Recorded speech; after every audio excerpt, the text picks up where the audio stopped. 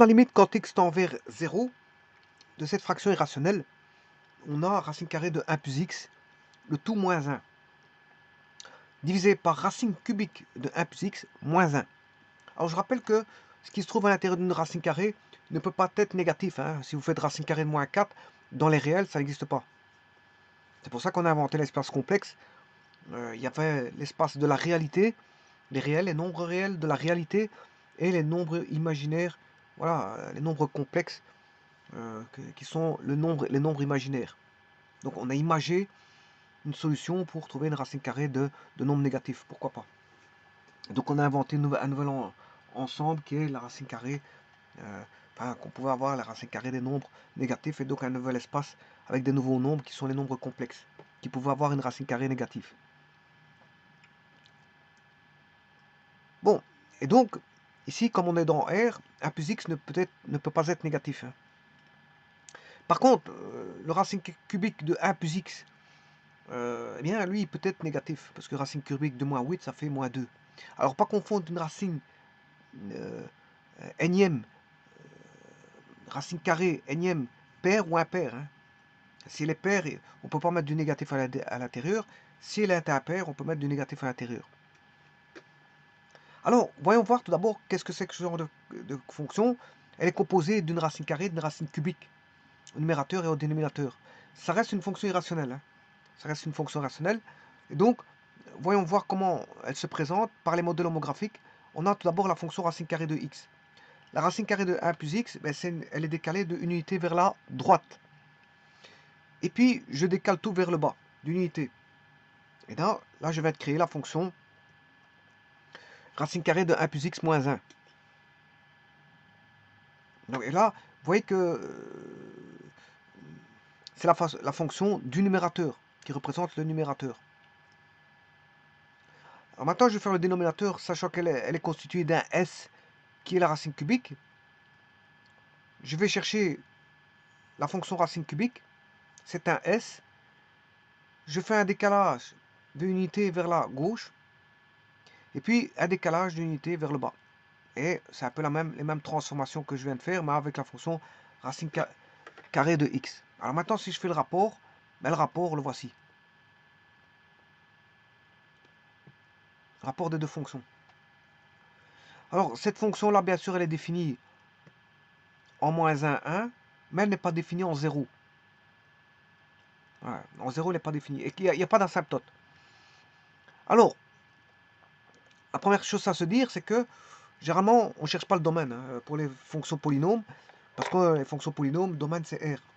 Et pour les fonctions rationnelles, on sait bien qu'on sait toujours calculer la limite, hein, parce que c'est R moins les pôles, les réels moins les pôles, et les pôles, bon, au voisinage des pôles, je peux trouver la limite. Donc on peut trouver la limite en tout point pour une fraction rationnelle, et donc le domaine n'est pas nécessaire, mais vaut mieux le mettre toujours. Vaut mieux toujours le mettre, comme ça on sait à quoi s'en tenir. Et les fonctions irrationnelles d'office, là il faut mettre le domaine, parce que si on demande de calculer la limite en moins 4, mais elle n'existe pas, parce que la fonction n'existe pas en moins 4. Donc là, je dois définir mon domaine. Et là, donc racine carrée de 1 plus x, je vous avais dit qu'un plus x doit être plus grand ou égal à 0, et qu'au dénominateur, racine cubique de 1 plus x moins 1 doit être différent de 0.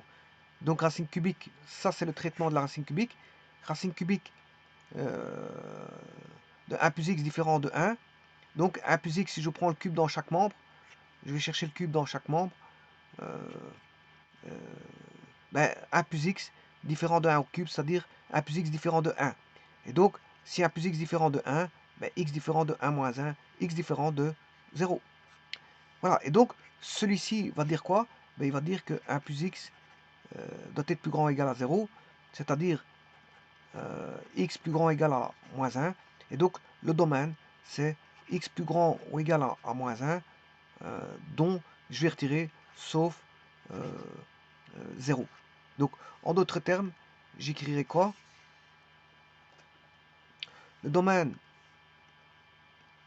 va commencer en moins 1, va aller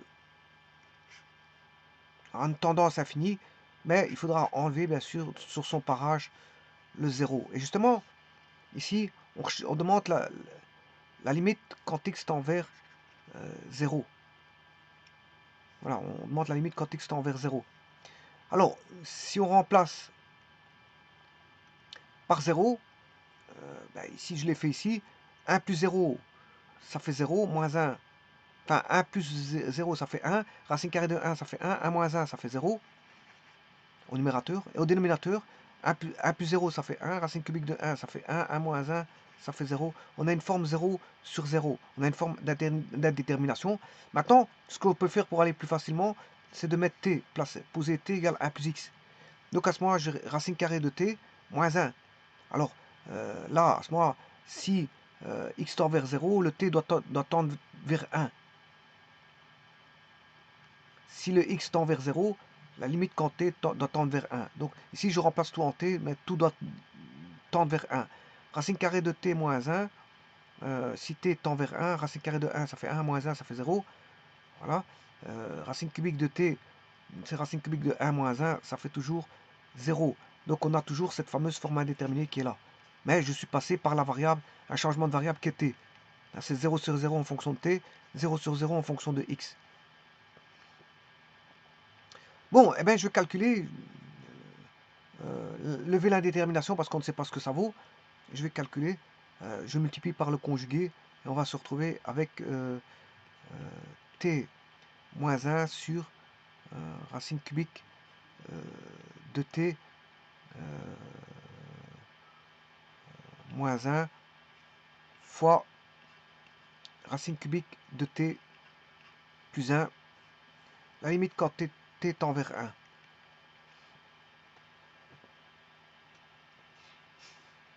Alors, ici, j'ai une racine cubique moins 1. Hein. Alors, une racine cubique moins 1, je rappelle qu'une racine cubique, c'est t exposant 1 tiers moins 1. Alors, t exposant 1 tiers moins 1, si je devais multiplier par t 2 tiers,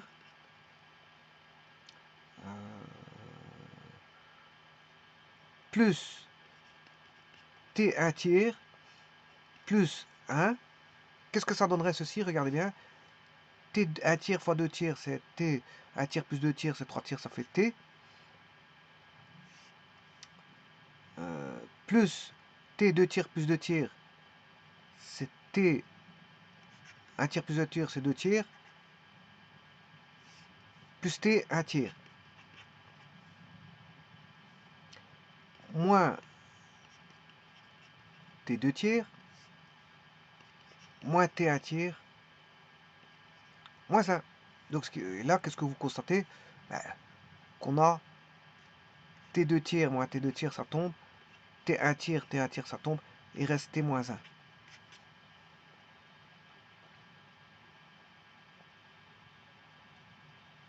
Donc en multipliant ces deux-là, ça donne t moins 1 si vous voulez. Voilà, ça provient de où? Des formules de cube, hein, tout simplement.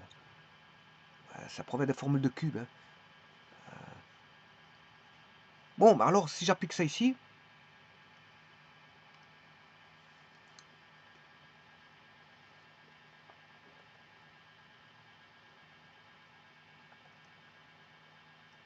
méthodiquement, bien sûr, il faut faire très attention.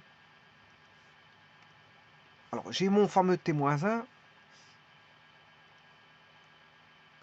et mon racine cubique de t moins 1 fois racine carrée de t moins 1, t plus 1.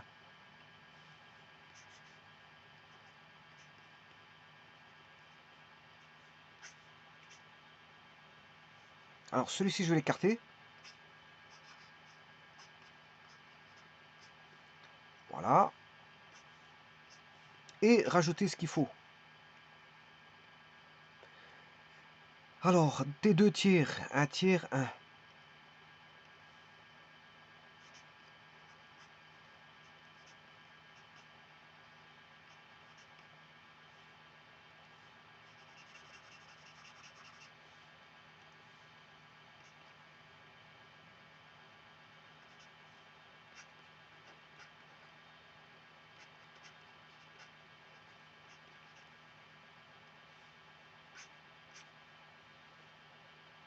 Alors, si je multiplie ces deux-ci, ben, ça va donner ça va donner t-1.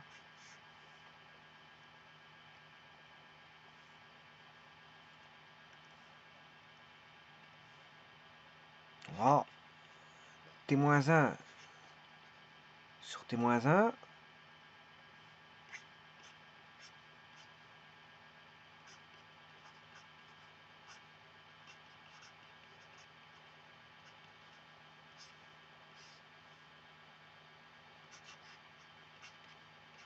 Et c'est ça qui pose voilà, la forme indéterminée, elle vient de ceci.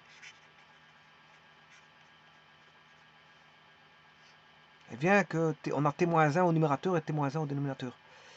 Voilà, et maintenant je peux remplacer par 1. Normalement, l'indétermination est élevée.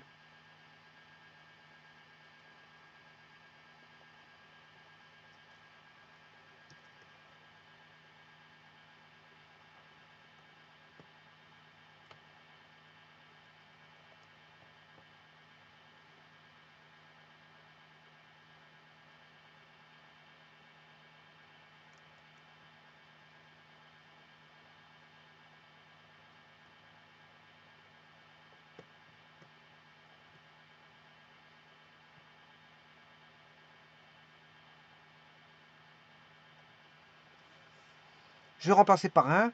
Alors tout exposant 1, ça fait 1. Donc ici, j'ai pas... Ah, voilà. Faire trop de calculs. C'est 1 plus 1 plus 1. On sait bien que tout exposant 1, ça fait 1. Donc je réfléchis pas trop. Là, ça fait 1 plus 1. Et donc ce qui fait 3 demi. Alors on va voir après ça. Je vais ici. Je vais chercher le point 0, 3 demi qui est un point rouge. Hein. Et voilà. Ça, c'est un point rouge. Elle n'est pas définie en ce point-là, mais la limite est calculable.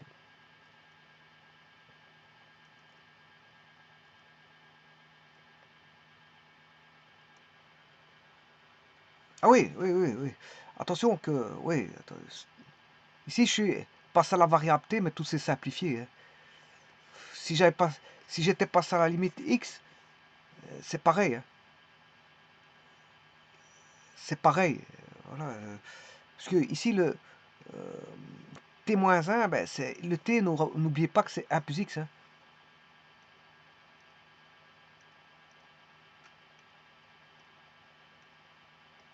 Le t c'est 1 plus x. Donc, si je remplace t par 1 plus x, j'aurai 1 plus x en dessous et 1 plus x au-dessus. Voilà, et quand je vais remplacer par 0, ça fera aussi 1, 1, 1, 1 partout. Voilà, quand je vais remplacer par 0, ça fera toujours 1, 1, 1, 1 partout. Mais on aura toujours 3 demi. Que je passe en variable t ou en variable x, en calculant variable x ou t, ça fera toujours 1, 1, 1, 1 partout ici. Dans ce cas-ci, donc ce qui veut dire 3 demi.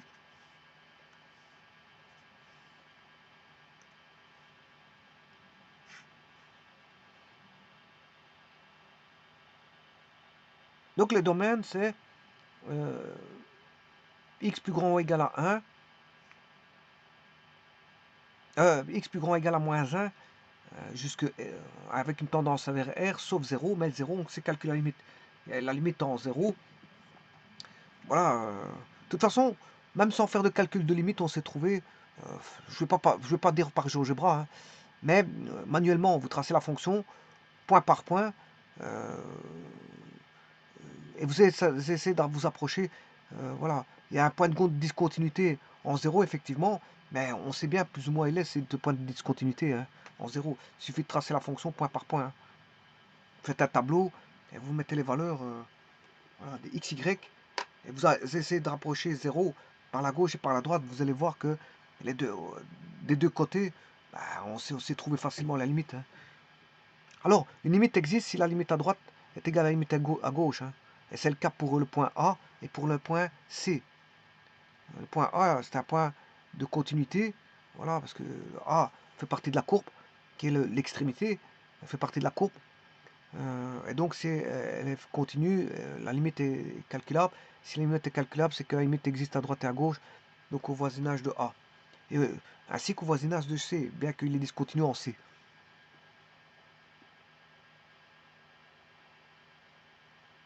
Je vous remercie.